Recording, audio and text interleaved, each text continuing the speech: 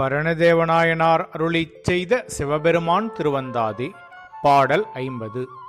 குறியார் மணிமிடற்று கோலம் சேர் ஞான குறியாகி நின்ற குணமே, குறியாகும் ஆலங்காடு எய்தா அடைவேன், மேல் ஆடரவம் ஆலங்காடெய்தா அடை.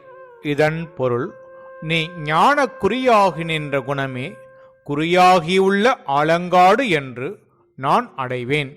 நீ ஆடு அரவங்கள் உன்மேல் ஆலம்பிழுது போல அங்கு ஆட என் முன் வந்து அடைவாயாக. அதாவது, உனது திருக்காட்சியை தந்தருள வேண்டும் பெருமானே என வேண்டுகின்றார். இப்பாடலுள் குறி என்ற மூன்றில் முதலாவது உடம்பில் உள்ளதாகிய மச்சம் என்னும் அடையாளம்.